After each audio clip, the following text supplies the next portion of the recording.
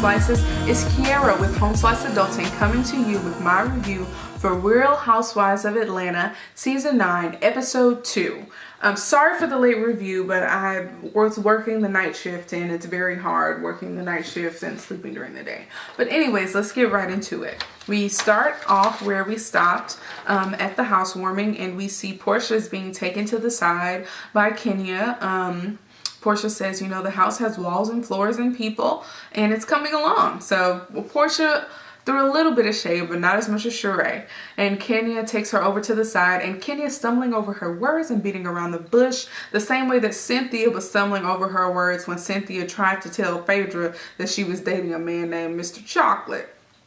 But anyways, I thought it was funny how Kenya seemed to be beating around the bush when she kicked Porsche out. But after Porsche left, she had no problem talking about Porsche and being, you know, shady about it. And it's like, you know, why couldn't you just be straight up front to her face about it? And not beat around the bush, but talk about it after she leaves. But whatever. Porsche and Phaedra leave, and Sheree just kind of gets up and leaves, doesn't say anything to anybody, and she goes outside to be messy, and I'm thinking Sheree's gonna go back inside and be messy some more, but Sheree ends up leaving with them. And as they leave, Matt walks up the driveway, and I bet Sheree was like, I should have went back inside to see the drama. But Matt comes in, he asks, you know, permission to steal her away, and Kandi ends up leaving. And they go to the room, and I thought Kenya, for somebody who claimed to be scared of Matt, was very okay and open to speaking with him in private. But whatever. He says that he's sorry and that he was wrong and that he's going to do his best to try to regain her trust. And she says she was afraid of him and he was very aggressive, and that he is going to, you know, have to work to get back in her good graces. Kandi's boobs in the confessional, I didn't really like. And I didn't notice that ponytail till some other people had mentioned it. I don't really like the ponytail either in her confessional look. But we come back, and Matt and Kenya are, you know, working it out and back together. And they reveal this struggle cake that's the same way as Kenya's struggle house. But doesn't Matt look like a Ninja Turtle, y'all? He looked just like you know, Leonardo. He looks like a Ninja Turtle to me.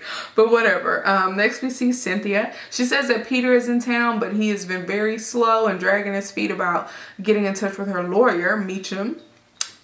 And she's talking to Noelle, and Noelle is kind of giving her take on what's been going on. And I think that parents always underestimate the effect of the relationships that their parents have with their spouses, especially if they're step parents. I had a step parent, and you know, that relationship didn't work out, and it impacted me a lot. So I understand where Noelle is coming from. And she said, you know, I would hear you guys arguing, and I feel like the only way someone would stay in a relationship where you have the same argument is somebody who has low self-esteem. And I think that was the best way that Noelle could phrase it from her state of mind. Noelle seems to be very no nonsense, but she also has never been in a relationship with somebody in the capacity that Peter and Cynthia have been in a relationship.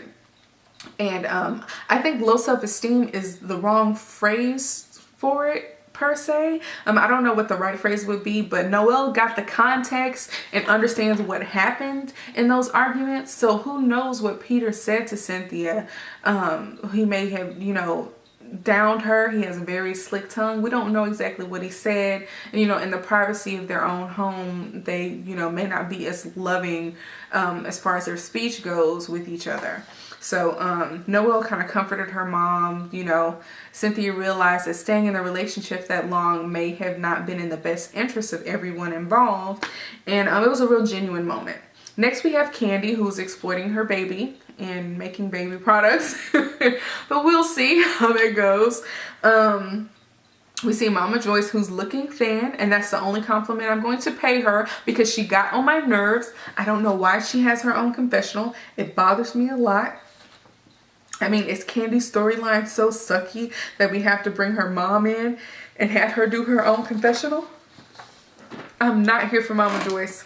And after Momma Joyce acted a fool about Kandi and Todd, I have never been here and probably will never be here for Momma Joyce. She doesn't know how to stay in her lane. She's talking about Phaedra like Phaedra is a dog. She hears stuff that's going on in the streets, the same streets that she was going to about Todd. He's happy to not be Momma Joyce's target anymore. Momma Joyce talks about how Phaedra is a crook and she needs to be sharing a cell with Apollo, and that Phaedra, you know, is too intelligent to have seen Apollo walking out the house with a briefcase but not having an office phone number to call him on his job. And it's not like this isn't things that we have all thought about, but it's not for Momma Joyce to say. Why does she care? None of this has anything to do with Momma Joyce at all. So when people go hard on people for no reason, I mean, Phaedra has been nothing but respectful to Momma Joyce, because if Momma Joyce would have come up to my law office and threatened my life, I might have had her charged with assault. Phaedra handled that very well. So for Momma Joyce to be like this, especially when last season Momma Joyce was trying to reconcile Kandi and Phaedra, I just am not here for it. We see that Momma Joyce is back on one, and I don't like that. And Don Juan joined in. I'm never here for Don Juan. And they talk about the whole Georgia law statute about, you know, being able to be granted a divorce in a short period of time if the offense that your spouse is being arrested for is, you know, has a certain amount of jail time attached to it and it's a certain type of crime. But who cares? It's none of their business. None of any of their business. And Kandi does not know where to draw the line to be like, y'all need to stop, because of y'all, I am never going to be able to mend my relationship or even be really cordial with Phaedra. And we see later on that their relationship is too awkward. But next we see Phaedra and Kenyan together, which is a shocking surprise because there's a lot of things that happen between them, but whatever. And at the same time we see Sheree and Porsche. But Phaedra is saying that having a man looks good on Kenyan and that her skin has even cleared up a little bit, which was a dig, but Kenyan took it in stride, and Kenyan does appear to be less miserable now that she has a man in her life. I mean, if Matt showed up before Porsche had shown up, Porsche may not have even gotten kicked out of that housewarming. So whatever. And I also thought that it was really weird that Kenyan would kick Porsche out for being, you know, violent several months ago, but Matt was violent a month ago in Mexico and you just invited him back in almost with open arms. But whatever. That's a little hypocritical, but I ain't gonna harp on that too much. But Phaedra's saying you need to give Porsche a chance. She's going to therapy now for her anger issues, and Kenya's being very negative and she's being very nasty about it, and I'm kind of over it. I mean, everyone makes fun of the, you know, the silly one, the kind of dumb one, but now it seems like Kenya is being mean, and you know, it's not shady, it's not funny anymore. Kenya appears to really have some type of vendetta against Porsche, and it may be jealousy. I don't know what it is, but I don't like it. Phaedra is saying that she's not rushing into anything with anyone at the time, and she wants to make sure her divorce is final. And Kenya and a lot of other people believe that Phaedra has been dating someone and just hasn't been forthcoming about it. But I mean, she has children and she doesn't want, you know, anyone to have the impression out there, or to say, you know, oh, she was dating a guy before she was actually divorced. And I mean, if she wants to keep certain things private, let her do that. I mean, whatever. Next we see Sheree and Porsche, and Sheree is being nosy about her being kicked out of the housewarming, and they talk about the double standard about if a woman is strong or aggressive, she's called a B word, but in Sheree's case, she's actually a B word. And Porsche says she's having an event and she's going to invite Kenya to it just so she can kick her out. I thought that was funny. But next we see the Old Lady Gang restaurant, and I hate the name Old Lady Gang. It's too niche. Only people who watch Real Housewives of Atlanta will actually get the joke. It does not sound appetizing for someone who does not know what Old Lady Gang means to go to a restaurant called Old Lady Gang. I think it's a very poor decision marketing wise to call the restaurant that. But whatever, it ain't my money. And speaking of, it's not Momma Joyce's money either. So I don't know why she's so concerned about the money that's being spent. You got to spend money to make money. And granted, Todd did not have experience in this, but it's a learning experience for him. And at least he's, you know, getting out there and trying something new. And not only something new, but something that incorporates you that you can make money off of. So just be quiet. I'm really not here for Momma Joyce. And her sisters remind me of the Fates on Hercules. You know, the 3 sisters that had the responsibility of, like, when it was time for somebody to die, they would cut their string life and the person would go to the underworld, and they all like had no eyes and they shared one eye, and when it was time for somebody else to see, they would take the eye from each other. Yeah, that's who they remind me of. Granted, there is one aunt I do like, the taller one, the one that was trying to charge $5 for a picture. But they were concerned about how they were getting paid, even though, you know, Aunt Bertha was like, I ain't doing nothing. I think that they should pay them up front for the use of their images and their recipes. And then after that, they should pay, you know, give them a percentage of the restaurant depending on how profitable the place is. But that's just my idea. Next, we have Kenya, Cynthia, and Kandi getting hair removed from their lady parts. There's this thing called sugaring. And instead of using the wax that's full of chemicals, you use sugar, which is natural. That causes less irritation and is better for you. So that's what Cynthia was eating. And I was 100% with Kandi when she was like, is this sugar sanitary? Just like the little elephant from Tarzan. And it was like, you know, some of those people who work at those places double dip, and that's very nasty of you to eat, you know, whatever came off that stick, and that's just yucky. I don't think Cynthia was really thinking about that. But anyways, later on we see that Kenya is talking to Kandi and Cynthia about something that Lena told her. And Lena, I think, is supposed to be like the new person who's auditioning to become a housewife. And we see a clip of Sheree telling Lena a laundry list of things that Sheree has said about what's not finished in Kenya's house. And Kenya was very offended by it and was like, that house isn't even in your name and you've taken 1,000,000 years to complete it. Why would you talk about my stuff? And I'll get to that later when she confronts Sheree. And she calls it Chateau Thelma, which was kind of funny to me, but whatever. Next, we have Cynthia and Peter. Now, if y'all remember, a few seasons ago, Peter upset Cynthia when he bought a property, or when he rented a property that he wanted to turn into a coffee shop. Now, he met her at this coffee shop named Drip, but he said that the coffee shop he wanted to start was called Peter's Brew. So I was wondering if this was Peter's coffee shop and if he had ever actually gotten that off the ground. But whatever, they meet up. Cynthia gives him his mail, and she's, you know, essentially asking why he's dragging his feet about getting in touch with her lawyer named Meacham.